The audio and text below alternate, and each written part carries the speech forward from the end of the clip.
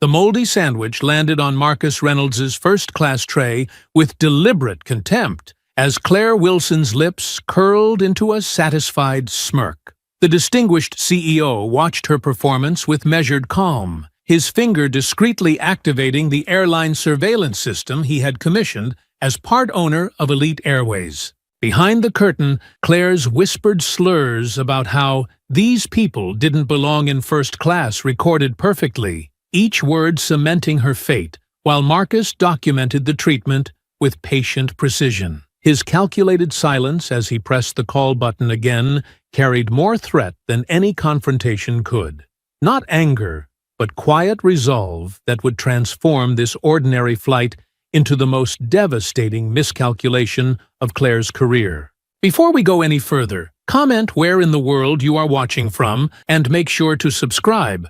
Marcus Reynolds adjusted his custom-tailored suit jacket as he settled into Seat 2A of Elite Airways Flight 347 to San Francisco. The supple leather first-class seat embraced him with the familiar comfort he had come to expect from his frequent travels. A small luxury he allowed himself after 20 years of building Reynolds Technologies from the ground up.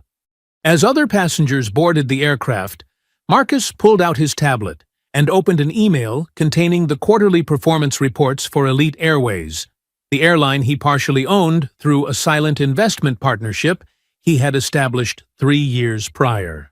"Good afternoon," a flight attendant greeted the silver-haired gentleman across the aisle, her voice warm and inviting. "Welcome aboard, Mr. Whitman. May I offer you a glass of our signature champagne before takeoff?" Marcus observed the interaction from his peripheral vision while continuing to review the impressive revenue figures on his screen. Elite Airways had experienced a 15% growth in the premium travel segment under his strategic guidance, though few employees knew of his involvement beyond the boardroom. He preferred it that way, experiencing the airline as any other customer would, gathering insights that quarterly reports and customer surveys could never truly capture.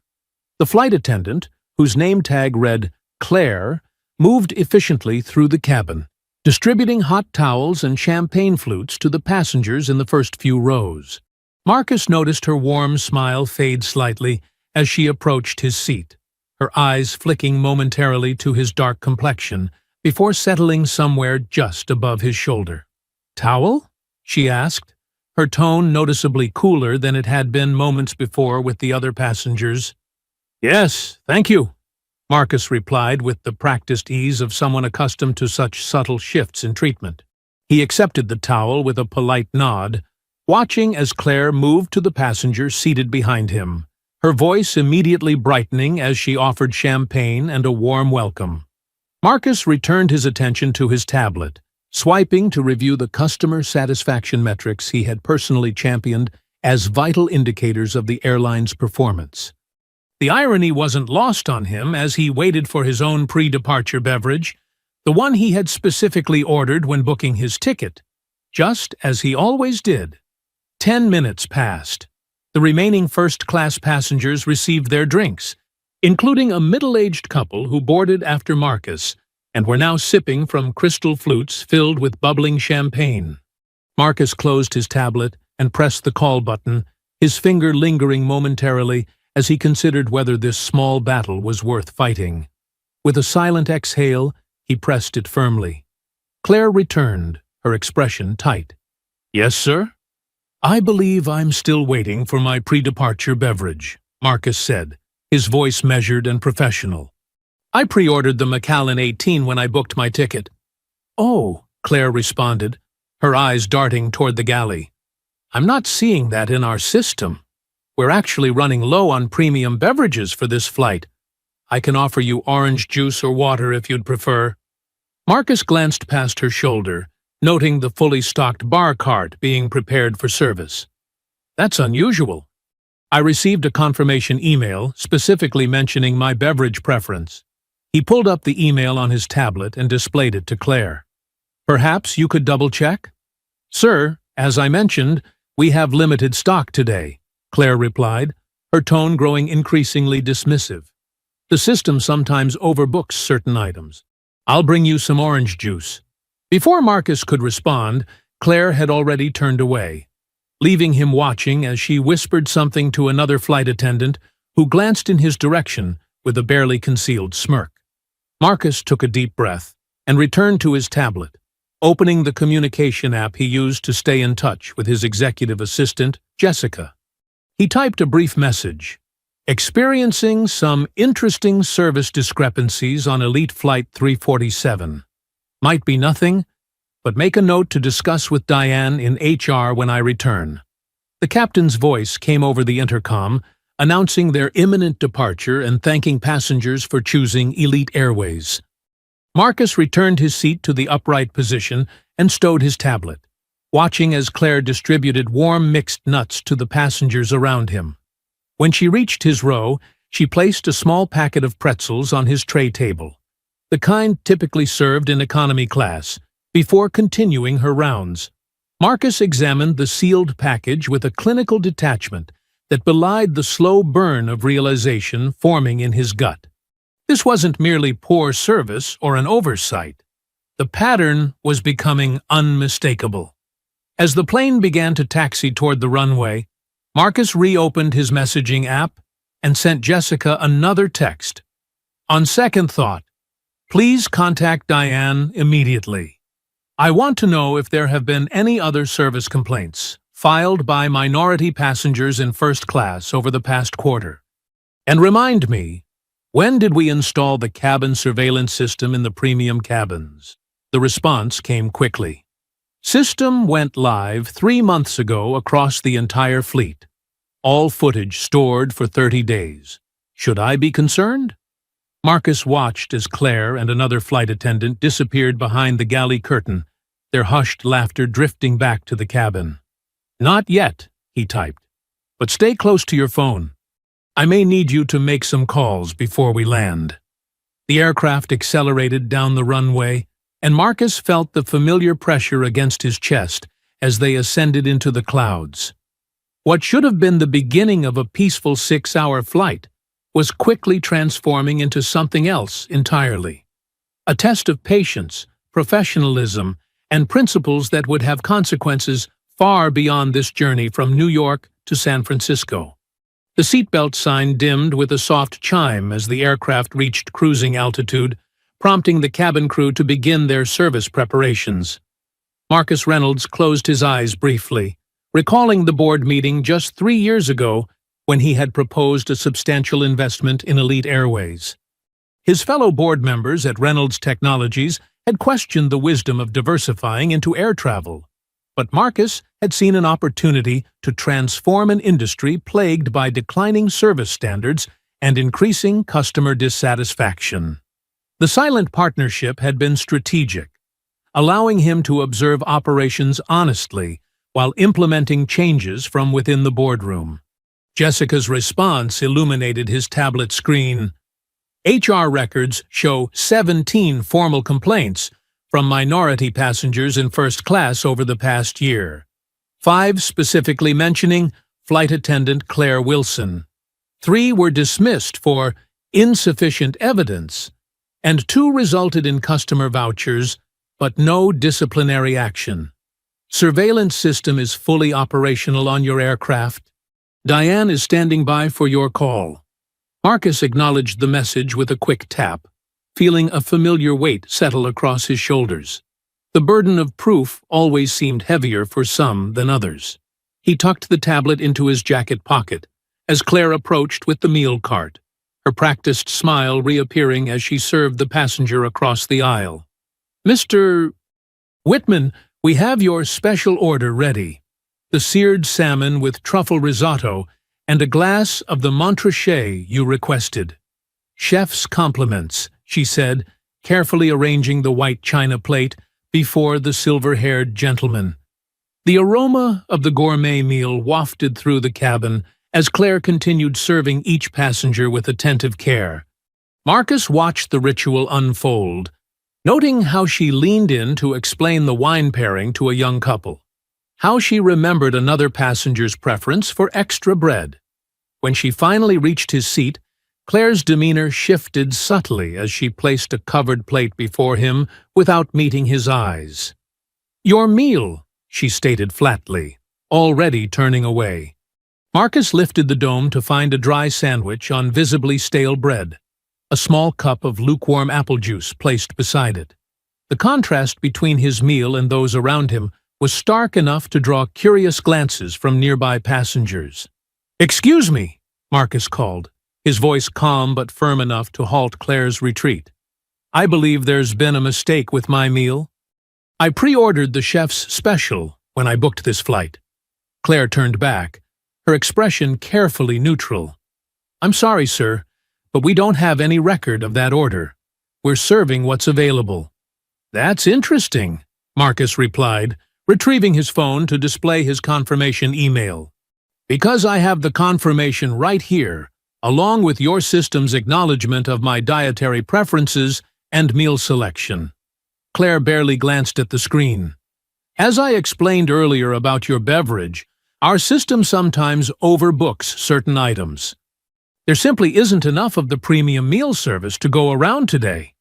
A passenger seated across the aisle, Whitman, looked up from his salmon, fork suspended mid-air as he followed the exchange with thinly veiled interest.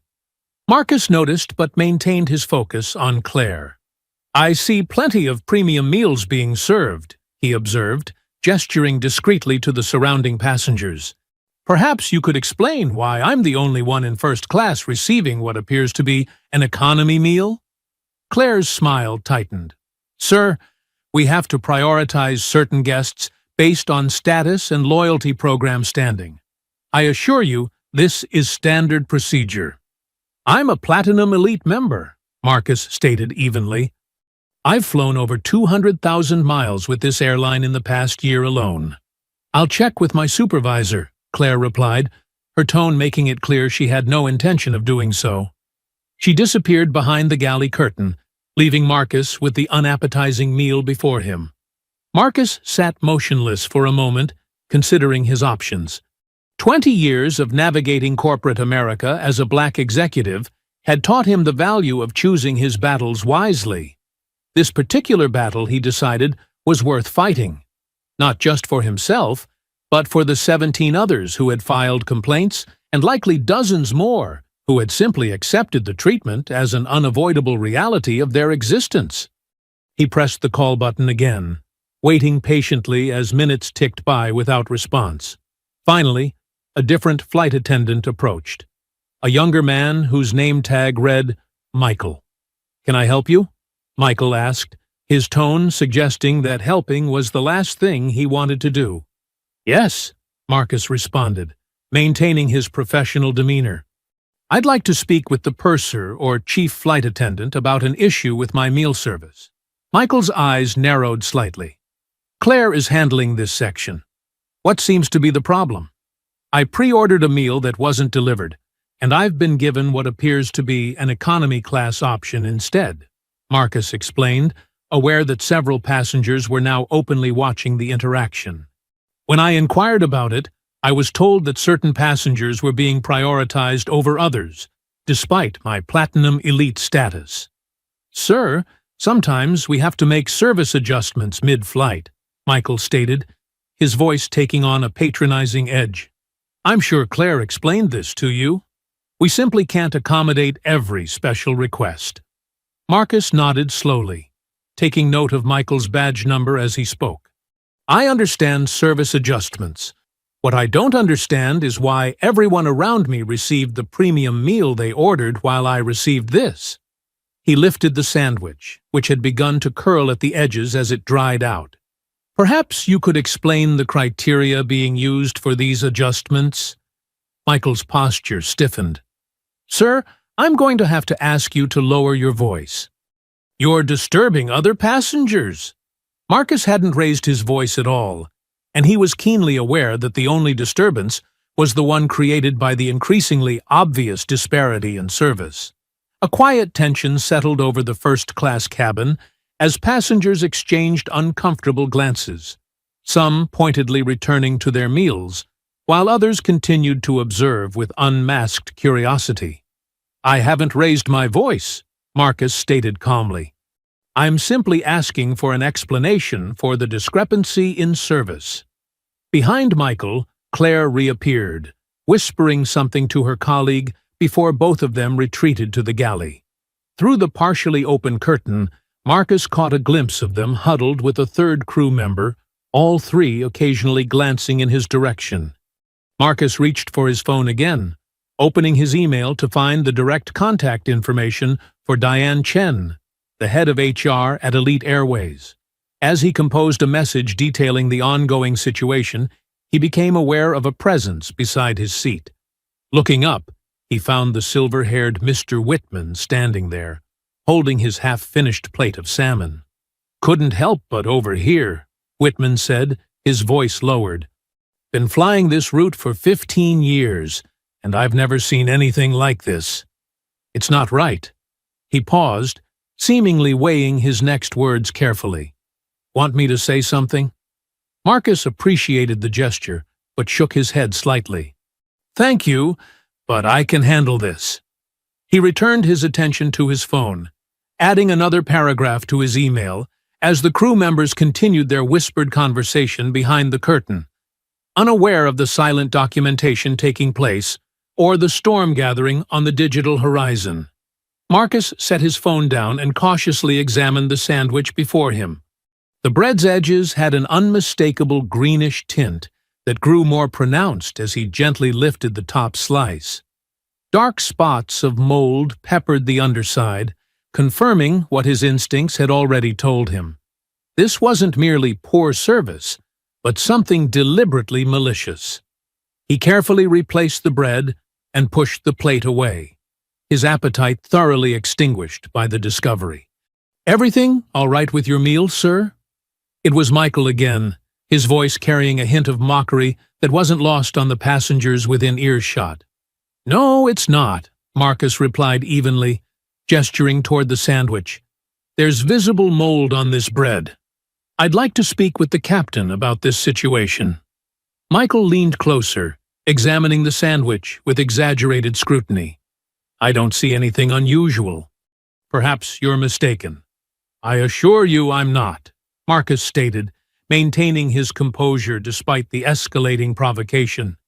"This bread is clearly spoiled, and I'd like to know why I was served it when everyone else received fresh, high-quality meals." Claire appeared beside Michael, her face flushed with what appeared to be irritation rather than embarrassment. "Is there a problem here?" "Again?" "Yes, there is," Marcus responded, directing his attention to Claire. "I've been served moldy bread while everyone around me enjoys their premium meals. I've asked repeatedly for an explanation, and so far, all I've received are excuses and dismissals." Claire's eyes narrowed, a flash of something darker than mere annoyance crossing her features. "Sir, if you don't like what we've served, you're welcome not to eat it. But I will not have you disrupting this flight with baseless accusations." "Baseless?" Marcus echoed, his voice remaining measured despite the blatant gaslighting. "The evidence is right here." He gestured toward the sandwich. "I'd like to know why I'm receiving this treatment when I've been nothing but polite in my requests. Maybe because some people don't know how to be grateful for what they're given," Claire muttered, just loud enough for Marcus and several nearby passengers to hear. "Always wanting special treatment."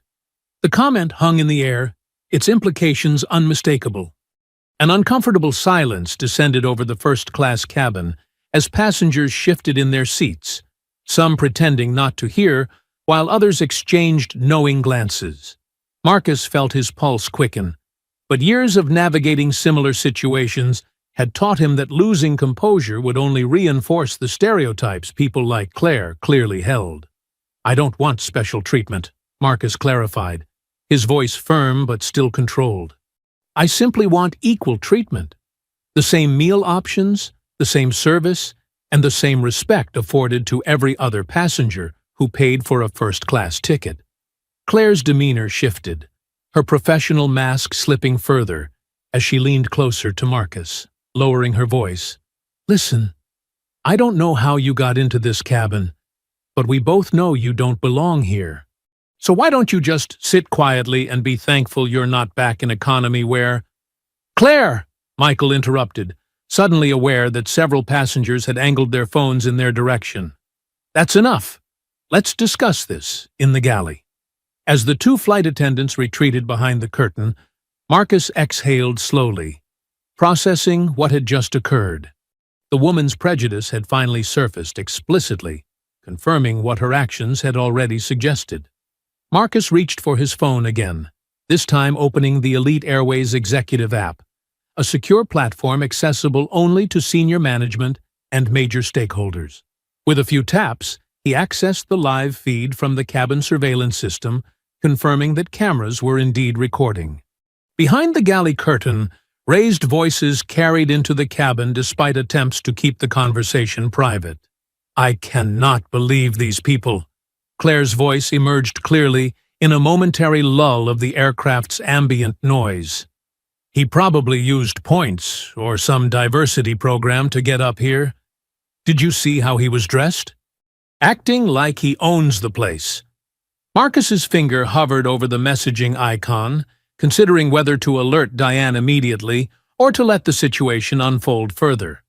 The decision was made for him when the galley curtain parted, and a third crew member emerged, the purser, based on her uniform insignia. "Mr. Reynolds," she began, her tone professionally neutral, but with an underlying tension. "I understand there's been some confusion with your meal service.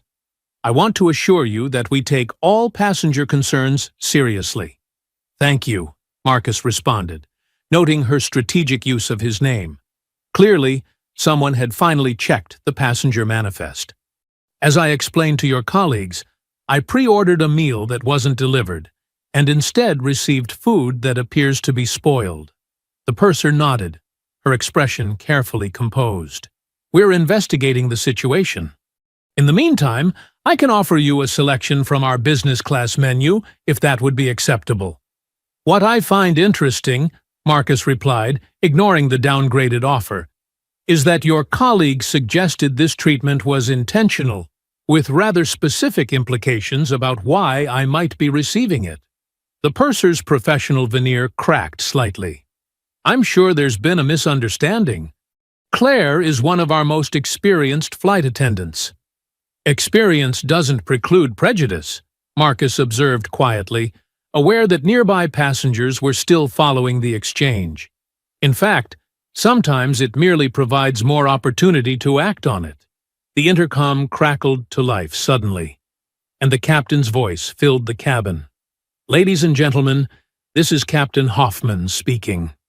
Our flight attendants have informed me of a situation in the first-class cabin. I want to remind all passengers that crew instructions must be followed at all times for safety reasons. Any disruptive behavior will not be tolerated." The message was clear in its implications. Marcus was being framed as the problem. He glanced around the cabin, noting how several passengers were now looking at him with a mixture of curiosity and suspicion. The narrative was being rewritten in real time, transforming his reasonable request for equal treatment into a disruption that warranted the captain's intervention. The purser straightened, emboldened by the captain's tacit support. "Mr. Reynolds, I must ask you to accept the situation as it stands. We're doing our best to accommodate everyone." Marcus met her gaze steadily. "What exactly about my behavior has been disruptive? I haven't raised my voice. I haven't made demands beyond asking for the service I paid for. I haven't refused any safety instructions. Sir, your continued questioning of our procedures is creating tension in the cabin," the purser replied, her tone hardening. "I'm going to have to ask you to drop the matter." Marcus registered movement in his peripheral vision. Mr. Whitman had risen from his seat again, approaching with deliberate steps. "Excuse me," the older gentleman interjected, addressing the purser. "I've been observing this situation, and frankly, your treatment of this gentleman has been appalling. He's been nothing but polite, while being served moldy food and spoken to condescendingly. The purser turned to Whitman, her expression softening immediately. "Sir, I appreciate your concern, but this is a matter for the crew to handle." "Is it?" Whitman challenged, his voice carrying clearly through the cabin. "Because from where I'm sitting, it looks like blatant discrimination. I've been flying with Elite for over 20 years, and I've never witnessed such poor service or disrespect toward a passenger." A murmur of agreement rose from several other passengers, the tide of opinion visibly shifting as people began to connect the dots between Marcus's treatment and the color of his skin. The purser's expression tightened as she realized she was losing control of the narrative.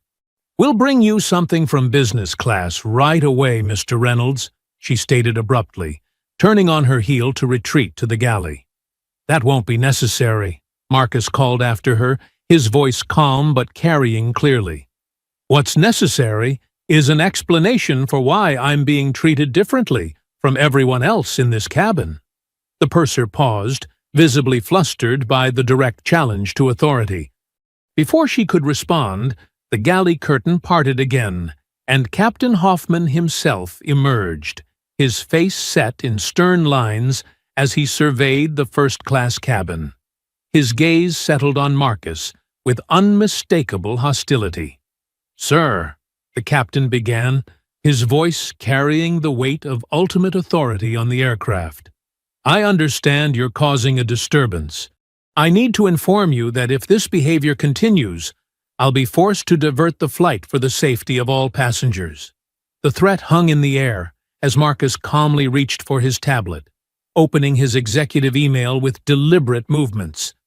"Captain Hoffman, I suggest you reconsider that course of action.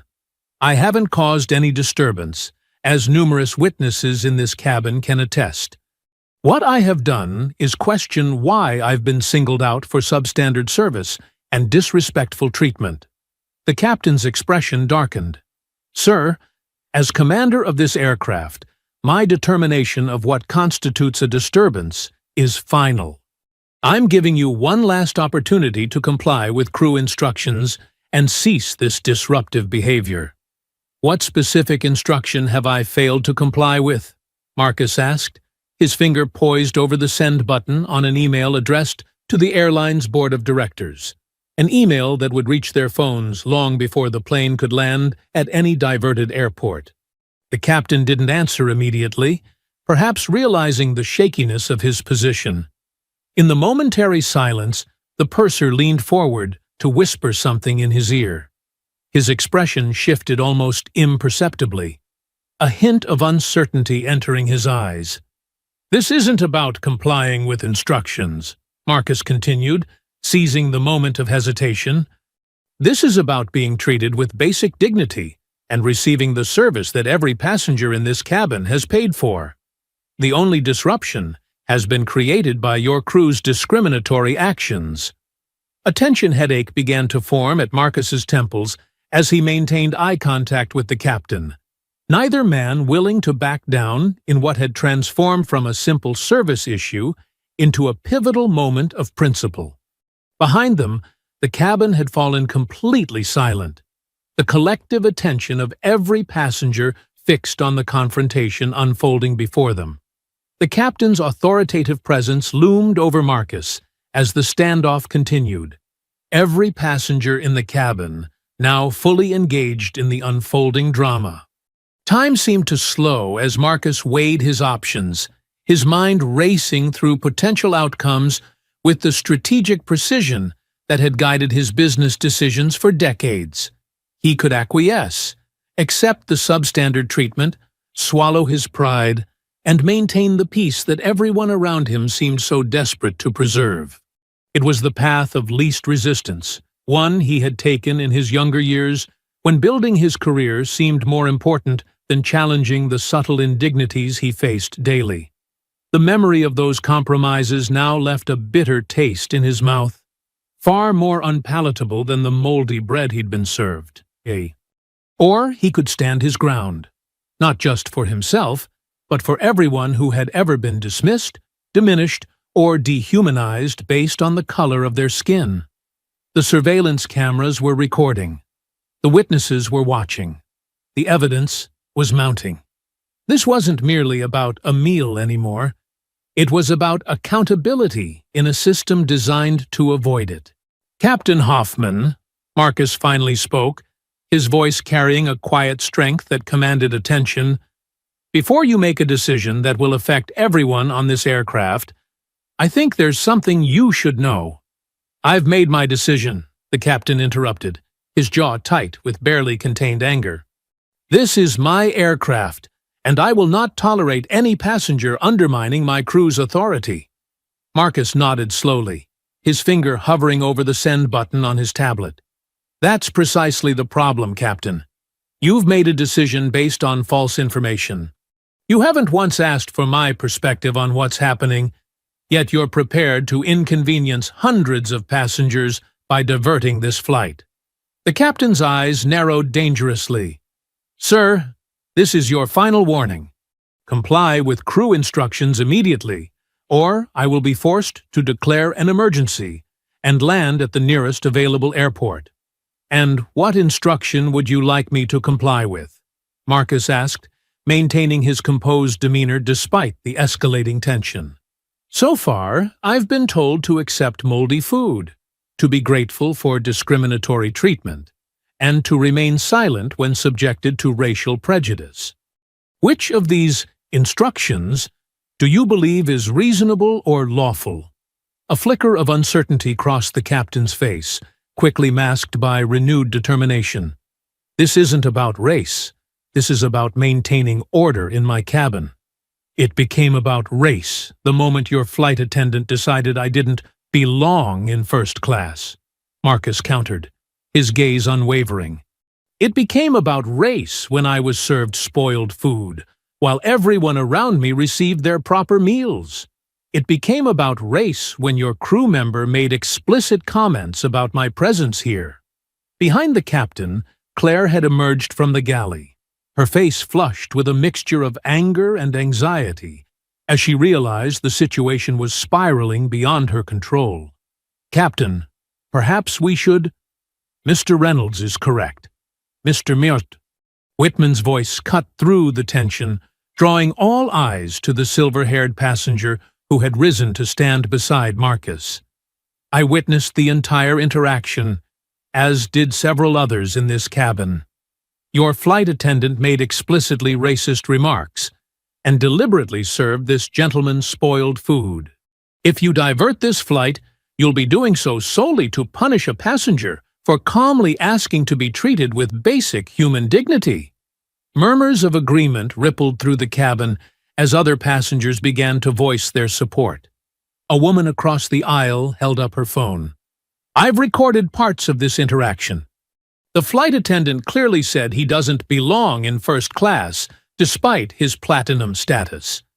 Captain Hoffman's authority was visibly eroding as the collective witness of the cabin united against the narrative he had been fed. His gaze darted between the passengers, the growing chorus of dissent undermining his position with each passing moment. "Captain," Marcus said, his tone deliberate, "I'm giving you an opportunity to handle this situation professionally. You can either address the discriminatory behavior of your crew, or you can compound the problem by diverting this flight without cause. A decision that will have consequences far beyond today." The implication hung in the air, unspoken but clear. The captain's jaw worked silently as he processed his increasingly limited options. Behind him, Claire disappeared back behind the galley curtain, the sound of urgent whispers carrying faintly into the cabin. Marcus maintained his steady gaze on the captain, allowing the weight of the moment to settle between them. The confrontation had reached its tipping point.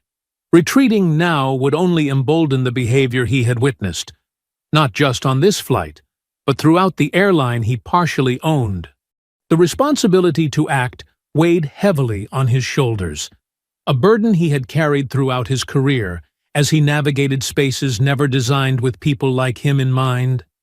With deliberate calmness, Marcus pressed send on the email he had composed to the board of directors.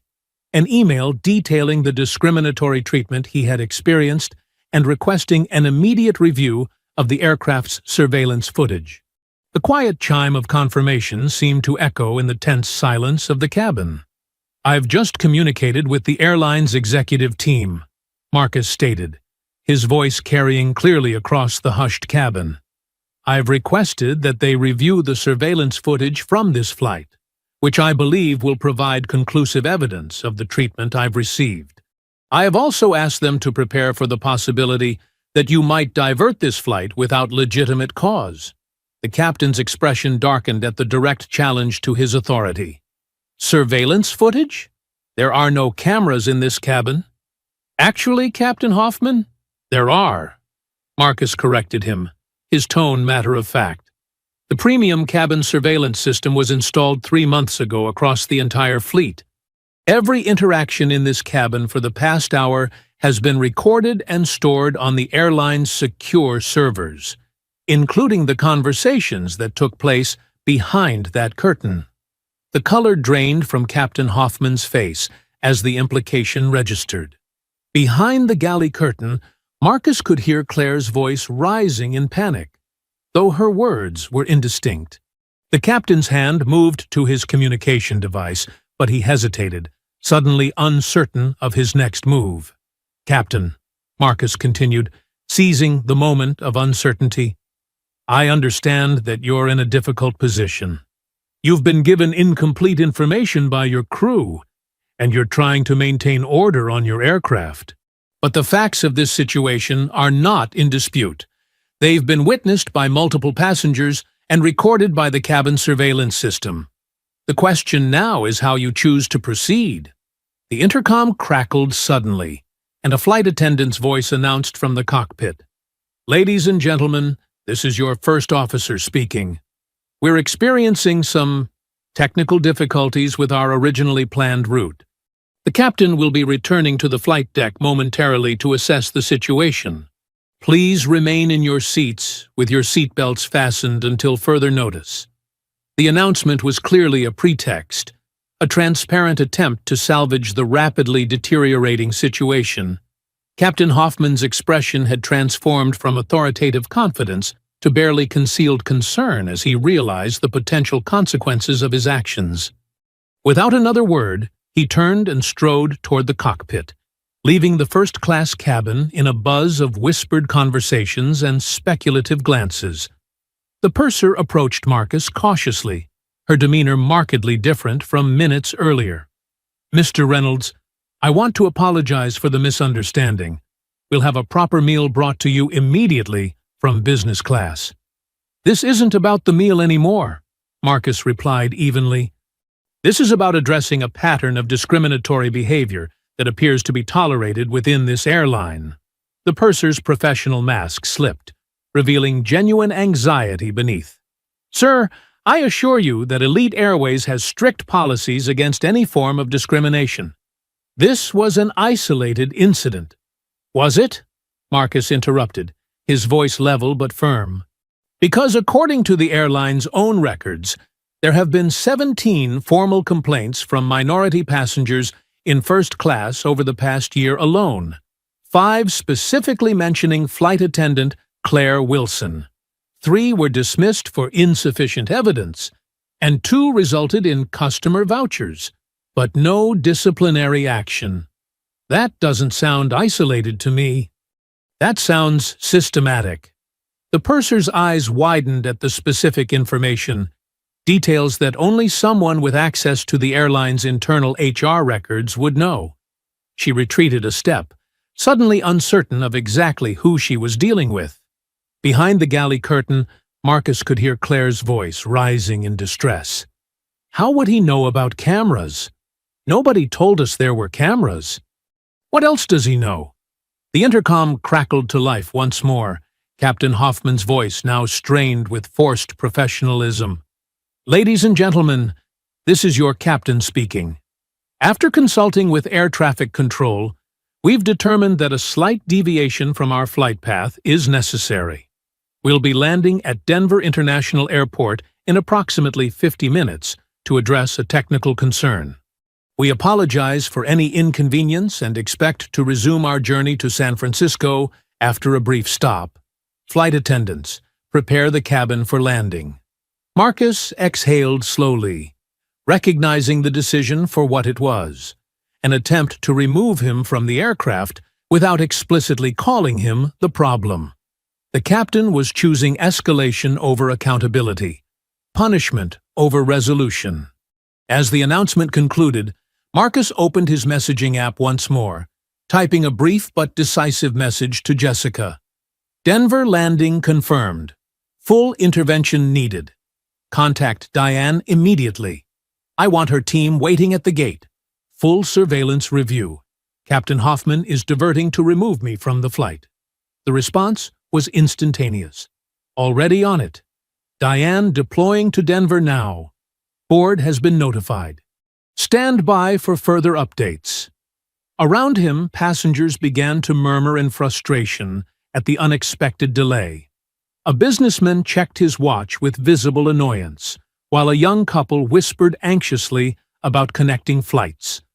The ripple effects of the discrimination Marcus had experienced were now spreading throughout the aircraft, affecting every passenger's journey, a microcosm of how unchecked prejudice inevitably damages the whole, not just its intended target. As the aircraft began its descent toward Denver, Marcus sat back in his seat, his expression calm despite the storm raging around and within him. The confrontation had escalated beyond anything he had anticipated when he first questioned the substandard meal, but perhaps this was always where such moments were destined to lead, to crossroads where one either acquiesced to injustice or stood firmly against it, regardless of the consequences.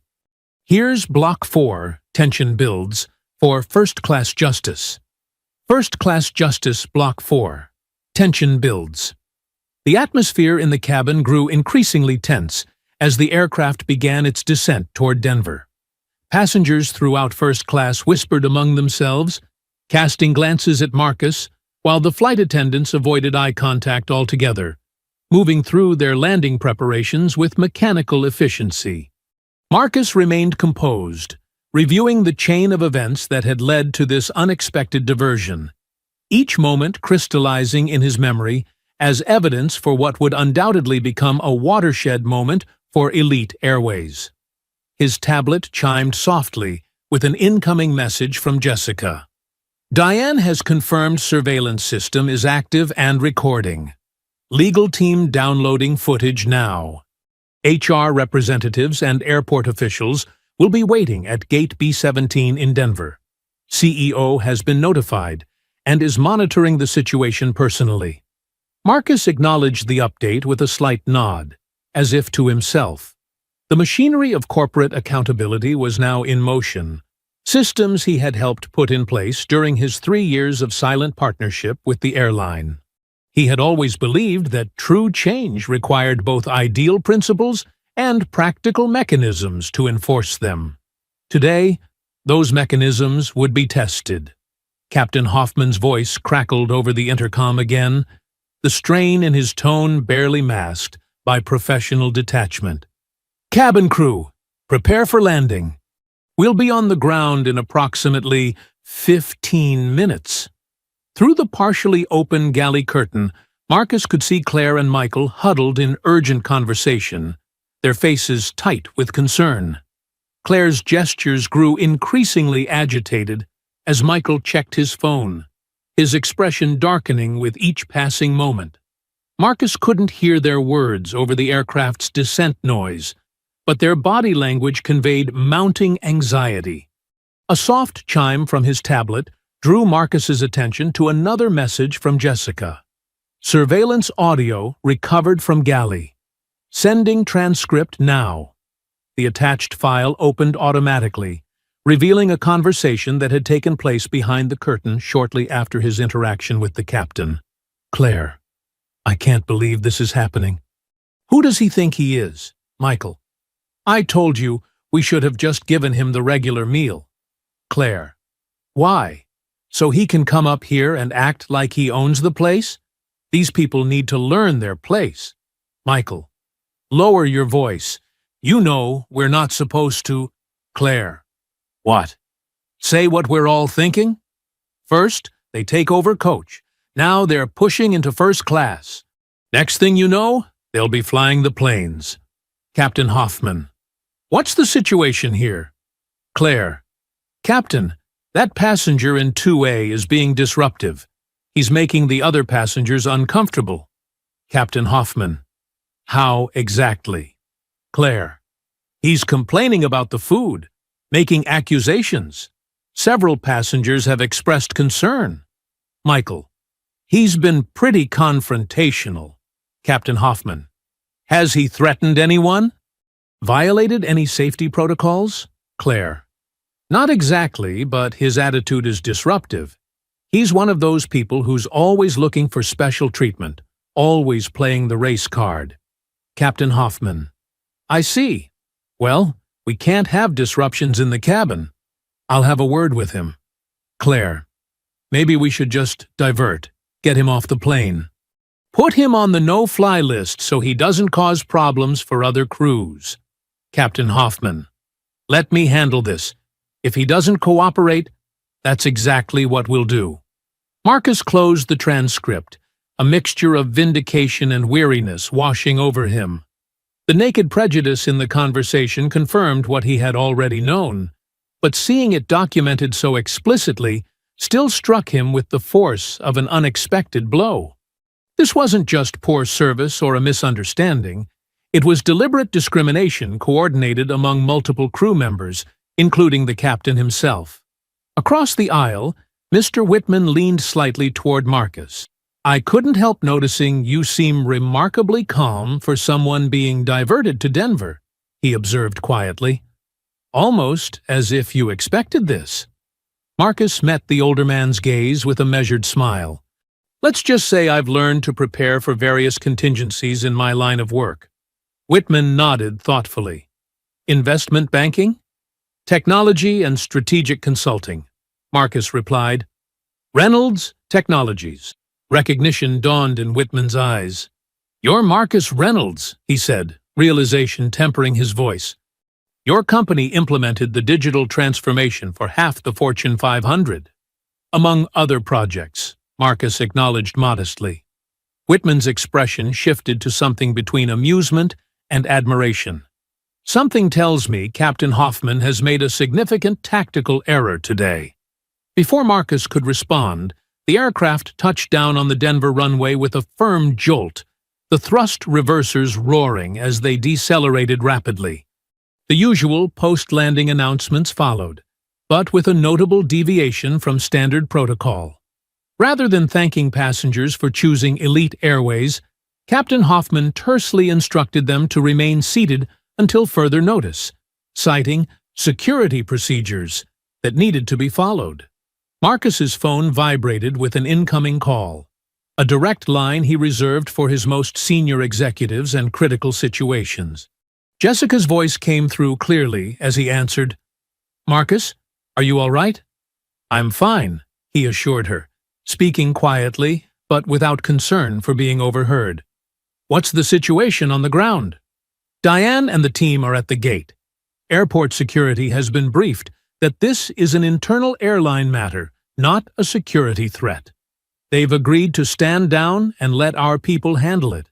The surveillance footage has been reviewed by legal. It's conclusive. And the board? Fully informed. The chairman called an emergency session for tomorrow morning, but he's already authorized you to take whatever actions you deem necessary in the interim.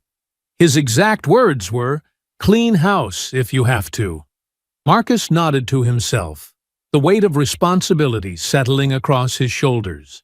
What had begun as a personal affront had escalated into a moment that would define the culture of an entire organization, one that carried his silent investment and, by extension, his tacit endorsement of its practices.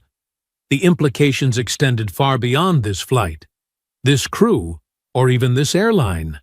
It represented a crossroads in how corporations addressed the persistent reality of discrimination in spaces presumed to be beyond its reach. The aircraft came to a complete stop at the gate. But the usual bustle of deplaning did not begin. Instead, the cabin remained eerily quiet as passengers awaited further instructions, the tension palpable in the recycled air. Captain Hoffman emerged from the cockpit, his uniform crisp, but his expression taut as he made his way down the aisle toward Marcus. "Mr. Reynolds," the captain began, his tone carefully neutral, "I need to ask you to deplane first. There are representatives waiting to speak with you at the gate."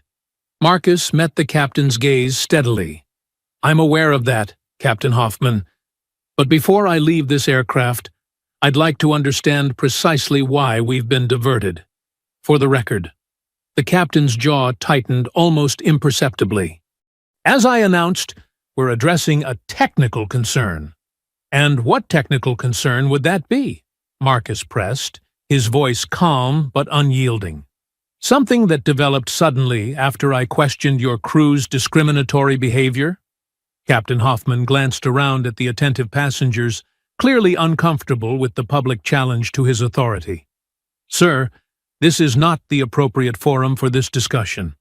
If you have concerns about your treatment, customer service representatives will be happy to address them at the gate." "I think this is precisely the appropriate forum," Marcus countered, gesturing to the cabin around them. "These passengers have had their travel plans disrupted. They deserve to know why. Was there actually a technical issue with this aircraft, Captain Hoffman? Or was this diversion your attempt to remove a passenger who dared to question being served moldy food and subjected to racial slurs?" The question hung in the air, direct and uncompromising. Several passengers leaned forward in their seats, equally interested in the captain's response. The moment stretched as Hoffman visibly calculated his options, none of them appealing. "I made the decision based on the information available to me at the time," he finally stated, his words carefully chosen to admit nothing while conceding nothing. "And what information was that, specifically?" Marcus continued, undeterred by the evasion. "That a first-class passenger calmly requested equal treatment? Or was it the information shared by your flight attendant that I didn't belong in this cabin because of the color of my skin?" A murmur rippled through the cabin as passengers reacted to the explicit naming of what many had already perceived. Captain Hoffman's face flushed with a mixture of anger and embarrassment, his authority crumbling under the weight of his own actions exposed to public scrutiny. "This conversation is over," he declared abruptly. "Security will escort you from the aircraft." As if on cue, the cabin door opened. But rather than the airport security Hoffman had clearly expected, a woman in a tailored suit stepped aboard, flanked by two men in Elite Airways executive uniforms. Marcus recognized Diane Chen immediately, the head of HR, moving purposefully down the aisle toward them. "Captain Hoffman," she began, her voice professional but cooling several degrees as she addressed him, "there will be no need for security. Mr. Reynolds is not being removed from this flight." Confusion washed over the captain's face. "Ma'am, I've made the determination that—" "Your determination has been overruled," Diane interrupted crisply, turning to acknowledge Marcus with a respectful nod. "Mr. Reynolds, on behalf of Elite Airways, I want to extend our sincerest apologies for what you've experienced today. The behavior exhibited by certain crew members is completely unacceptable and contrary to our core values." The captain's expression cycled rapidly through disbelief, anger, and dawning comprehension as he processed the implications of Diane's presence and her deferential treatment of the passenger he had been attempting to remove. "Ms. Chen, with all due respect, I am the commander of this aircraft, and—" "Not anymore, Captain," one of the executive officers interjected, his tone leaving no room for argument. "You and your crew are being removed from duty pending a full investigation. A replacement crew is already boarding through the rear entrance. They will complete this flight to San Francisco once this matter is resolved." The captain's face paled, as the full gravity of the situation finally registered. His gaze shifted to Marcus, reassessing the passenger he had dismissed so easily, struggling to reconcile his presence with the corporate response now unfolding. "Who exactly are you?" he asked, his voice barely audible. Marcus met his gaze evenly, years of navigating subtle and overt discrimination having prepared him for this moment of reckoning. "Someone who believed your airline could do better," he replied simply. "Someone who still does." The first-class cabin had fallen completely silent, passengers frozen in their seats as they witnessed the dramatic reversal of fortune playing out before them. Captain Hoffman stood rigid, his authority stripped away in full view of the entire cabin, while Claire and Michael hovered uncertainly at the edge of the galley, their expressions cycling between defiance and dismay as Diane Chen continued addressing the situation with clinical efficiency. "Ms. Wilson, Mr. Barton," Diane called to the flight attendants, her tone firm but controlled. "Please gather your personal belongings and prepare to deplane immediately. Your credentials have been temporarily suspended pending a full investigation into today's events." Claire stepped forward, indignation overriding her shock. "This is ridiculous. We haven't done anything wrong. That passenger was being difficult and making unreasonable demands." The captain made the call to divert for everyone's safety. Diane's expression remained impassive as she held up her tablet, displaying what was clearly surveillance footage from the cabin. "Ms. Wilson, we have complete audio and video documentation of every interaction that occurred on this flight, including your conversations behind the galley curtain. I suggest you comply with this directive without further incident, which would only compound your current situation." The color drained from Claire's face as comprehension dawned. Her gaze darted to Marcus, then to the ceiling panels where the discreet cameras were hidden, their presence suddenly unmistakable now that she knew to look for them. "You can't. This is an invasion of privacy. We weren't informed about surveillance." Page 17 of your employment contract and page 4 of the Flight Attendant Handbook both clearly state that all premium cabins are subject to monitoring for quality control and security purposes, Diane replied without hesitation. "This policy was implemented 3 months ago, and all crew members were notified through multiple channels, including the mandatory training sessions you signed off on completing." Marcus observed the exchange with outward calm that belied the complex emotions churning beneath the surface. There was no satisfaction in watching these individuals face consequences, only a weary recognition that accountability was a necessary part of progress. The surveillance system he had advocated for had been designed primarily to enhance security and improve service quality.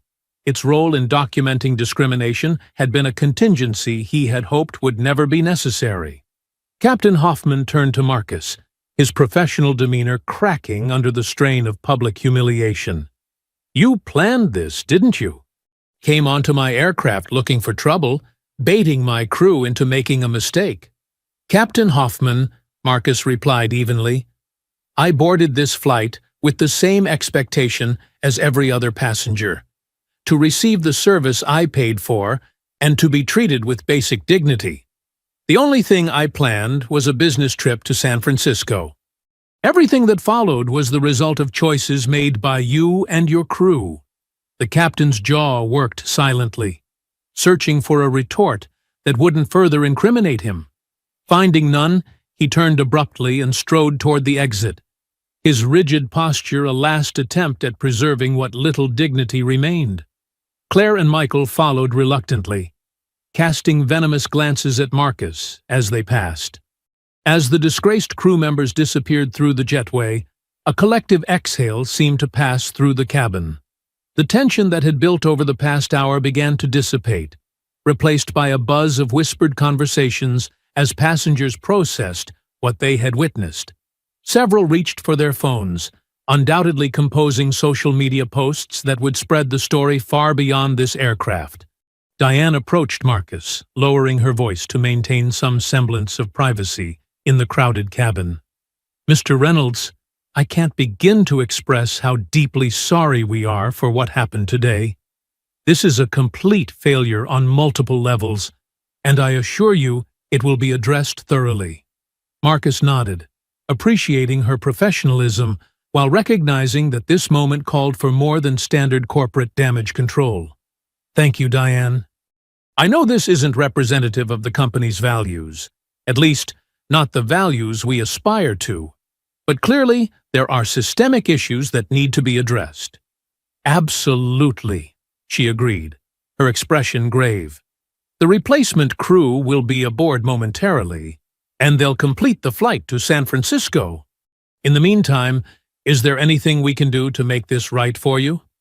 Marcus considered the question, looking around at the passengers who were still watching the exchange with rapt attention. Some appeared sympathetic, others uncomfortable, and a few seemed openly resentful of the delay. In that moment, Marcus made a decision that transcended his personal experience, one that acknowledged the collective impact of discrimination, even when directed at an individual. "Yes, there is," he replied, his voice quiet but resolute. "But I'd like to address all the passengers once the new crew is settled. This disruption has affected everyone on this flight, and they deserve an explanation." Diane nodded, understanding the implications of his request. "Of course. The replacement captain and crew should be here within 10 minutes. I'll arrange for you to use the intercom system." As Diane stepped away to coordinate with the ground staff, Marcus's phone vibrated with another message from Jessica. "Board chairman wants to speak with you urgently." Media already picking up chatter about an Elite Airways flight diversion involving discrimination. "How do you want to handle this?" Marcus typed a quick response. "Tell the chairman I'll call once we're airborne again. As for media, no comment until I've addressed the passengers and we've gathered all the facts. Have legal prepare a statement emphasizing our commitment to addressing the incident transparently and comprehensively. This isn't just about damage control, it's an opportunity for meaningful change." He'd barely sent the message when another notification appeared, a news alert mentioning Elite Airways, and an unscheduled landing following allegations of discriminatory treatment. The digital age meant that even events unfolding at 30,000 feet couldn't remain isolated for long. By the time they reached San Francisco, this incident would likely be making headlines across the country. Mr. Whitman leaned across the aisle again, his expression thoughtful. "Quite a turn of events," he observed quietly. "I've been flying this airline for 20 years and never imagined I'd witness something like this. Part owner, I'm guessing?" Marcus smiled slightly, appreciating the older man's perceptiveness. "Silent partner. I prefer to experience the airline as a regular passenger. It provides insights you can't get from quarterly reports and customer satisfaction surveys." Whitman nodded appreciatively. "Smart approach, though I imagine today's insights weren't what you had in mind." "No," Marcus agreed, his expression sobering. "But perhaps they were necessary. Some problems remain invisible until they're experienced firsthand." Their conversation was interrupted as the cabin door reopened and the replacement crew boarded the aircraft. The new captain, a woman in her mid-50s with silver-streaked hair and an air of seasoned professionalism, moved directly to the intercom system. Her voice filled the cabin moments later, clear and authoritative without the defensive edge that had characterized Captain Hoffman's communications. "Ladies and gentlemen, this is Captain Sarah Lindstrom. I understand today's flight has experienced some unexpected challenges. My crew and I will be taking over from this point forward, and we expect to have you on your way to San Francisco within 20 minutes. We appreciate your patience and understanding during this transition." The announcement was met with scattered applause from passengers relieved that their journey would soon resume. Captain Lindstrom made her way through the first-class cabin, stopping briefly at Marcus's seat to introduce herself properly. "Mr. Reynolds," she said, her handshake firm and direct, "I want to personally assure you that my crew and I are committed to providing excellent service to all our passengers without exception. I understand you'll be addressing the cabin before we depart?" Marcus nodded, appreciating her straightforward approach. "Yes, with your permission. I believe the passengers deserve to understand why their travel plans were disrupted today." "I agree completely," she responded. "Just let me know when you're ready." As Captain Lindstrom continued to the cockpit, Diane returned to Marcus's side with a clipboard containing several documents. "These are the preliminary incident reports based on the surveillance footage and witness statements we've already gathered," she explained. "We'll conduct more thorough interviews once we reach San Francisco, but I wanted you to see the initial documentation." Marcus reviewed the reports carefully, noting the clinical precision with which they detailed the discriminatory comments and actions. The evidence was overwhelming and unambiguous, stripped of the emotional context that had made the experience so dehumanizing. On paper, reduced to timestamps and transcribed dialogue, the incident seemed almost mundane. A routine case of prejudice documented with corporate efficiency. But Marcus knew better.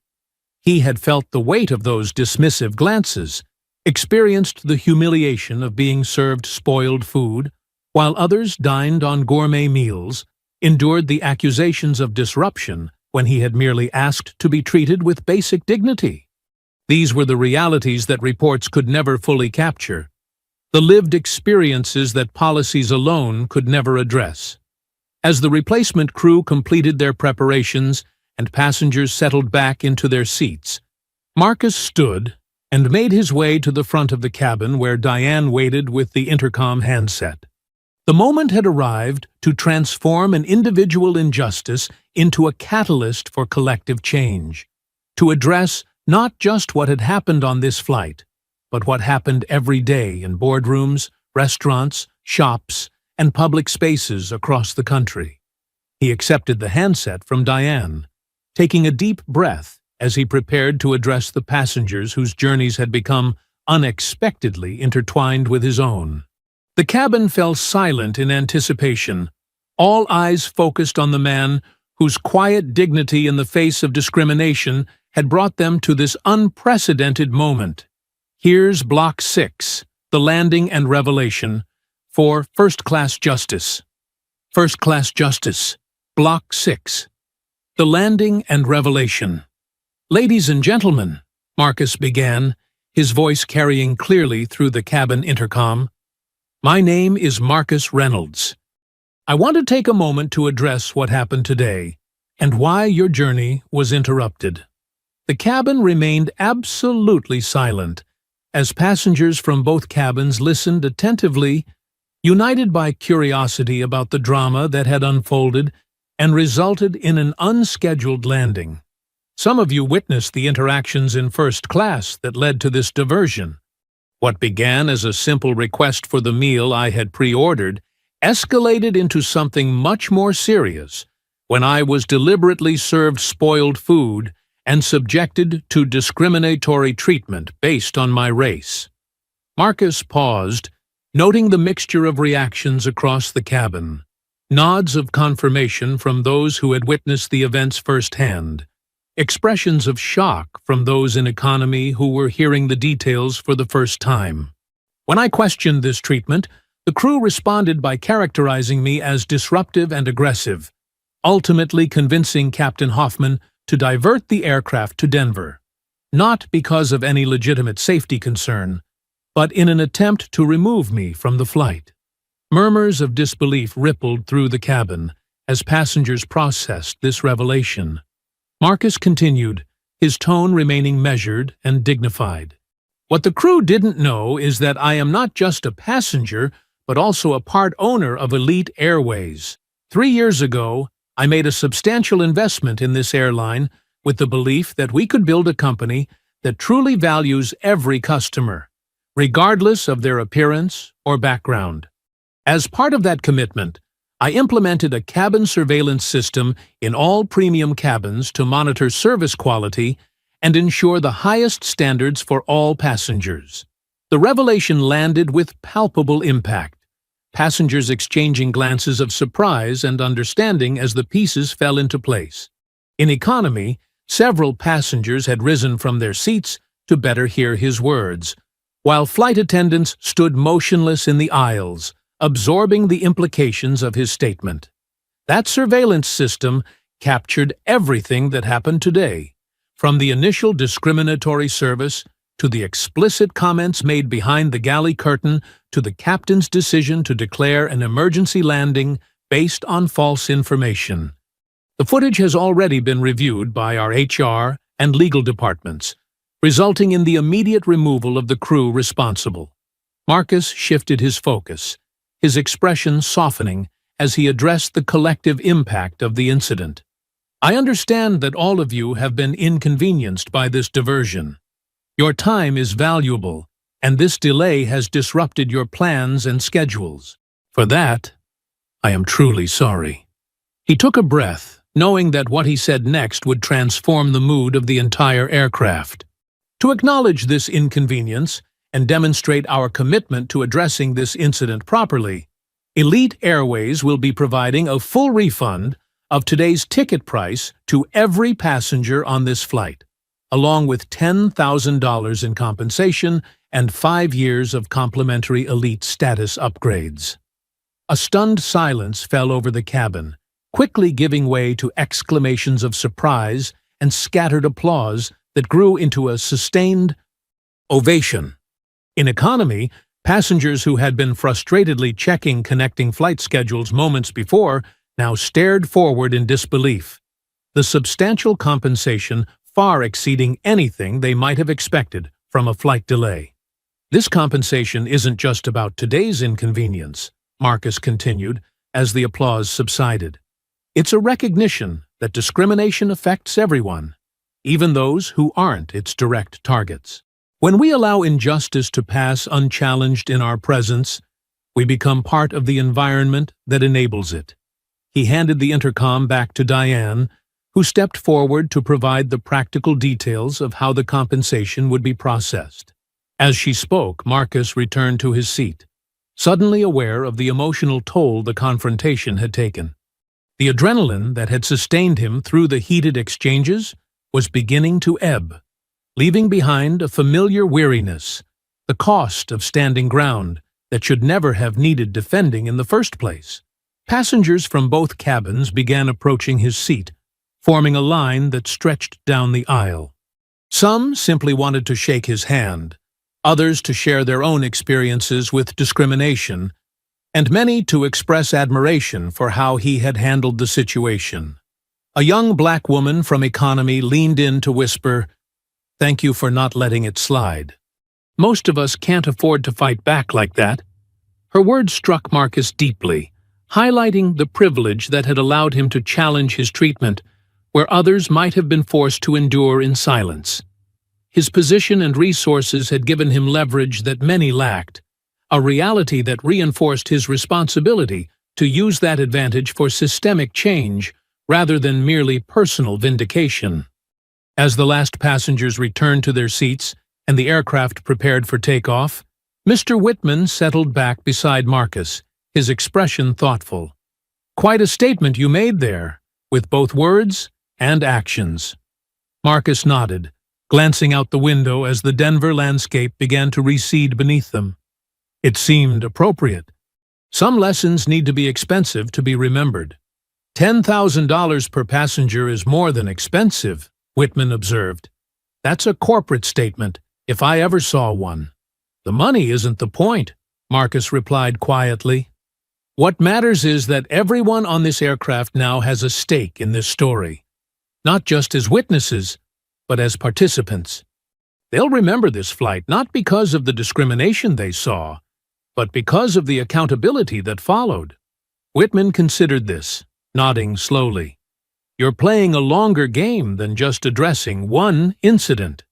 I have to, Marcus said, watching the clouds envelop the aircraft as they climbed toward cruising altitude.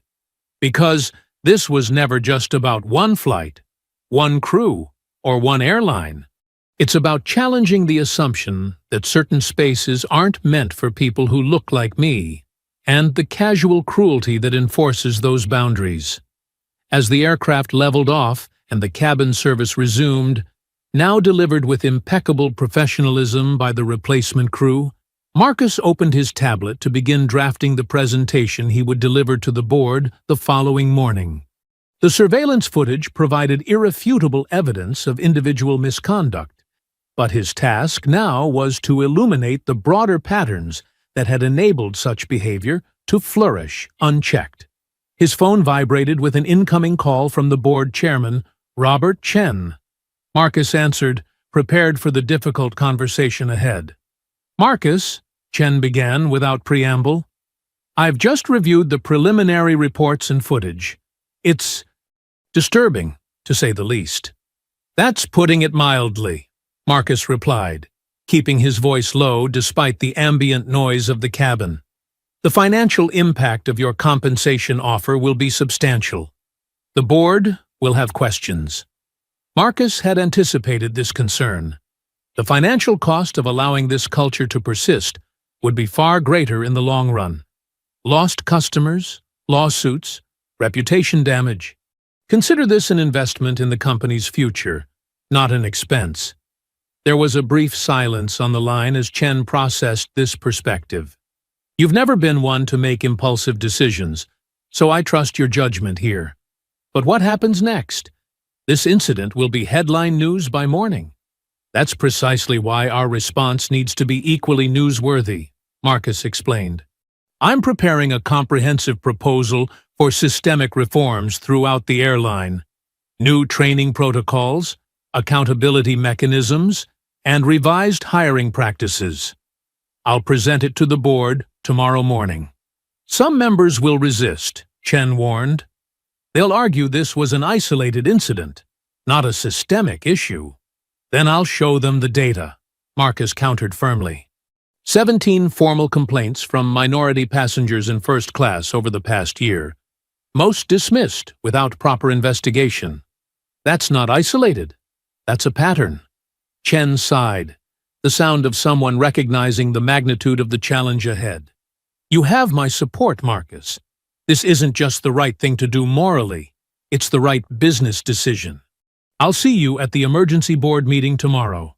As Marcus ended the call, he noticed several passengers around him openly checking their banking apps, exclamations of surprise confirming that the promised compensation was already being processed.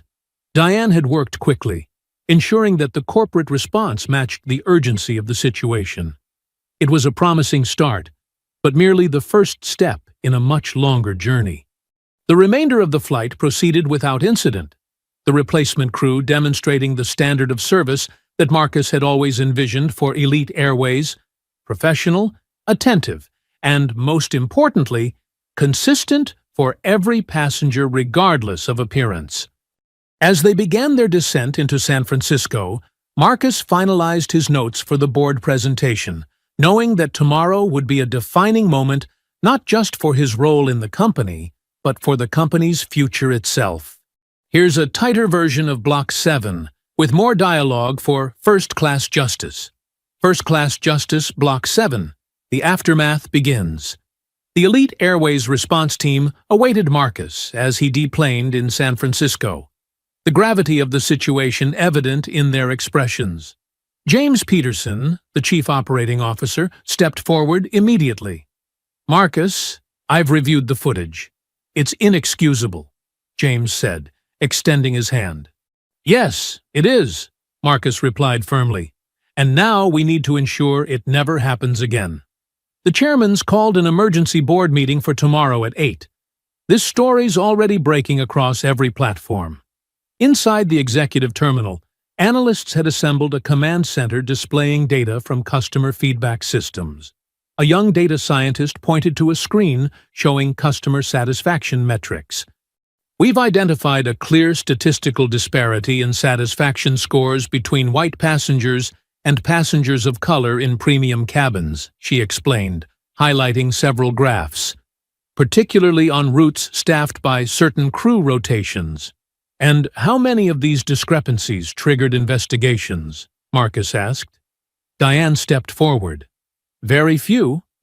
Our systems classified complaints as isolated incidents unless multiple reports targeted the same employee within a narrow time frame.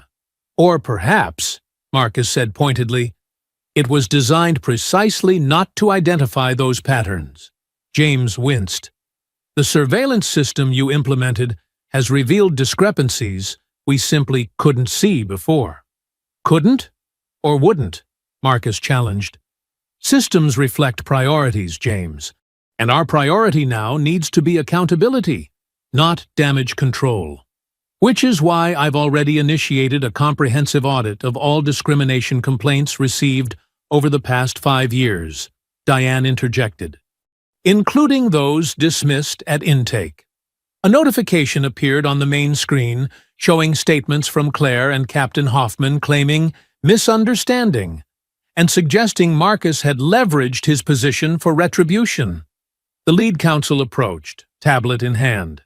The compensation package is making headlines, $10 million total. The board will have questions. They can question the cost of addressing this incident, Marcus replied, or they can consider the much higher cost of ignoring it. Marcus stepped away to call Jessica in New York. The footage has been completely backed up, right? He asked. Triple secured, Jessica confirmed. Copies with our servers, the legal team, and your private cloud.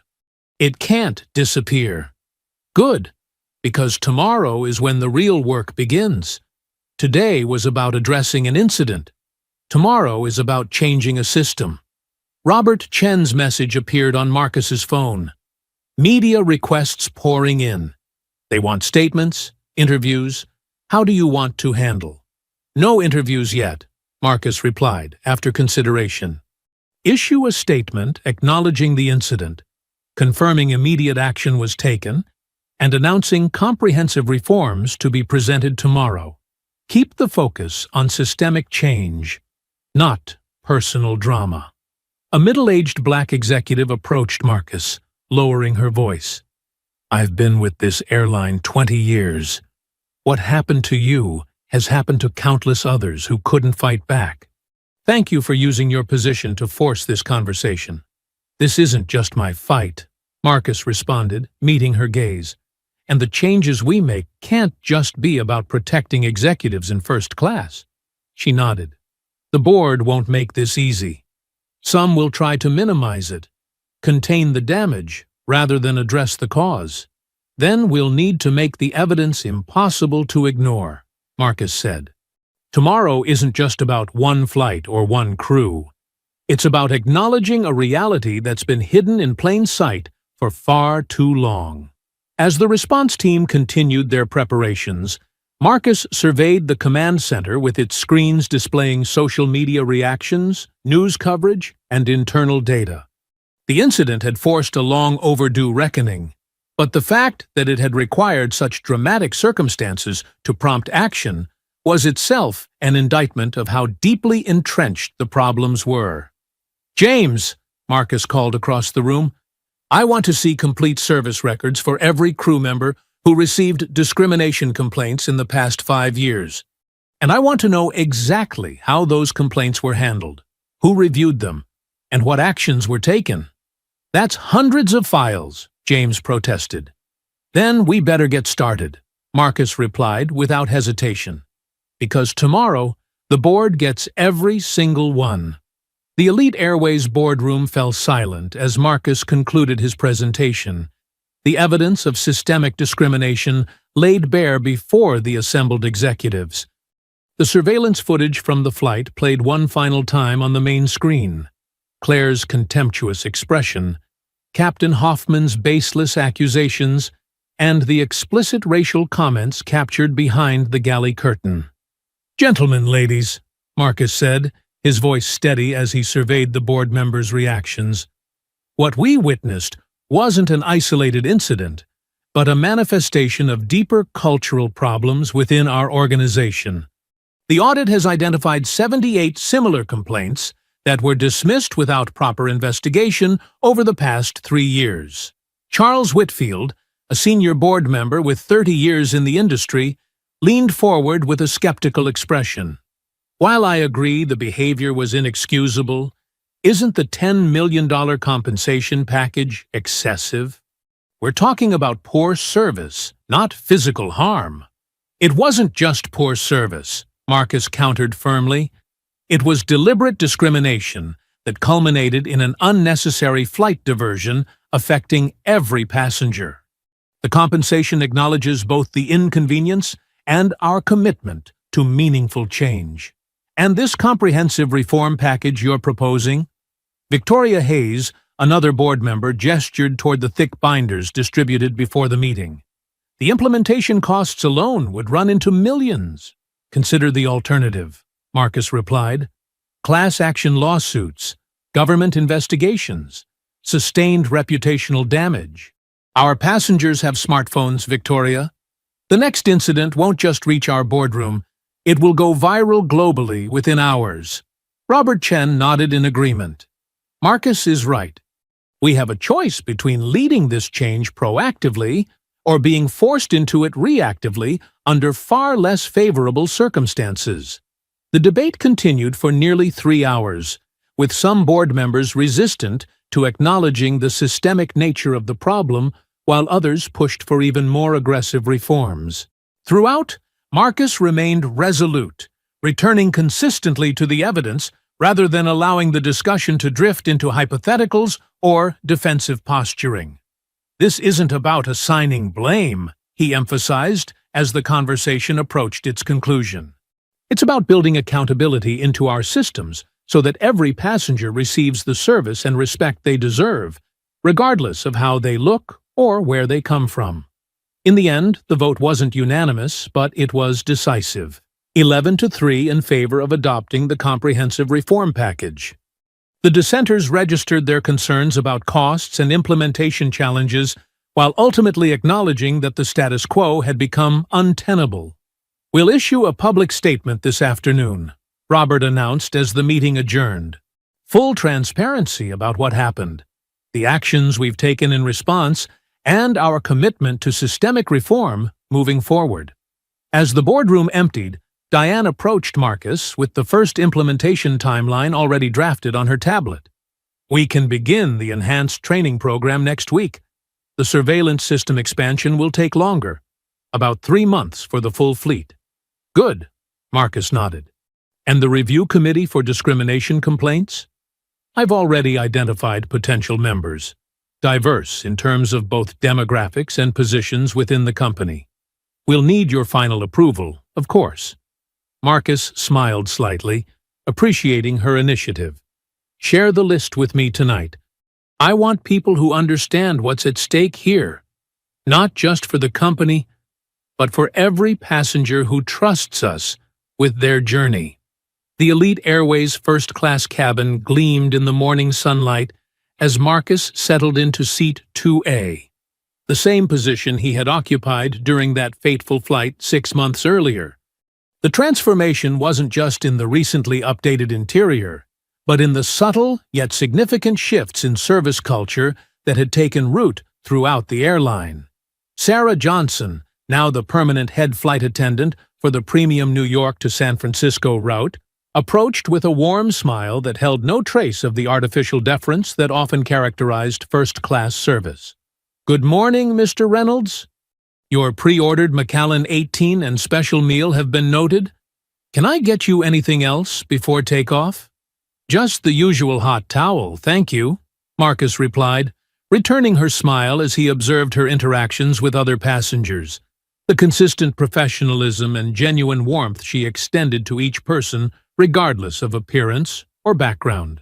As Sarah moved through the cabin, she placed an envelope on Marcus's tray table. "From the crew," she explained before continuing her preparations. Inside, Marcus found a handwritten note signed by every member of the flight staff. "Mr. Reynolds, your courage 6 months ago transformed not just our airline, but our industry. What began as a painful confrontation has become a model for change that airlines across the country are now following. We're proud to serve on an aircraft where every passenger truly receives first-class treatment.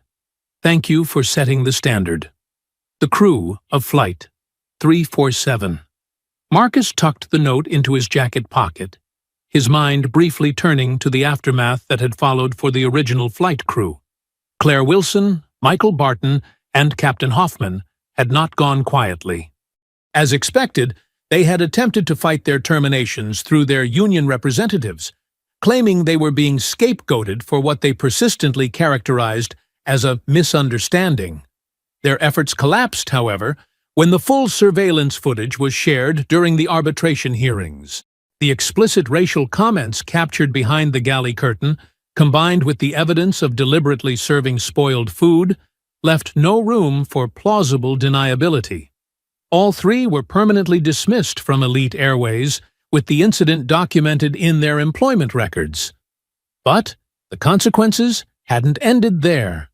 The Federal Aviation Administration had launched its own investigation into Captain Hoffman's decision to divert the aircraft without legitimate safety concerns, ultimately suspending his commercial pilot's license for 6 months.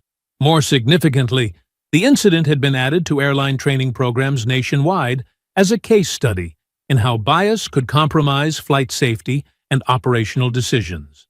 Claire Wilson had attempted to give interviews portraying herself as a victim of cancel culture, but found little sympathy even among typically receptive media outlets once the surveillance footage became public. The last Marcus had heard, she was working at a regional airline, relegated to short-haul economy routes and subject to enhanced supervision. The most meaningful outcome, though, hadn't been the punitive measures but the structural reforms they had catalyzed. The comprehensive training program implemented across Elite Airways had now been adopted by 3 other major carriers. The Diverse Review Committee for Discrimination Complaints had proven so effective that it had been expanded to address other passenger service issues. And the surveillance system, now present in both premium and economy cabins, served as both deterrent and documentation, ensuring that future incidents couldn't be dismissed as mere misunderstandings. As the aircraft began its taxi toward the runway, Marcus opened his tablet to review the quarterly performance reports. Elite Airways premium bookings had increased, despite industry analysts' predictions that the publicized incident would damage the brand. The transparency with which the company had addressed the discrimination and committed to reform had resonated with travelers tired of corporate apologies without meaningful change. Captain Lisa Hernandez's voice came over the intercom, welcoming passengers aboard Flight 347 to San Francisco. 6 months ago, Marcus had boarded an aircraft where he was seen as an intruder in a space not meant for people who looked like him. Today, he flew on an airline transformed, not perfect, but actively striving to create an environment where dignity and respect were extended to every passenger regardless of appearance. The note from the crew rustled in his pocket as the aircraft accelerated down the runway.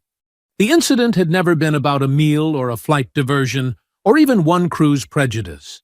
It had been about the simple yet profound principle that spaces designed for all must truly welcome all, and the recognition that meaningful change required not just addressing individual incidents, but transforming the systems that allowed them to occur. As the plane lifted into the clouds, Marcus closed his eyes briefly, allowing himself to feel something that had eluded him on too many previous journeys.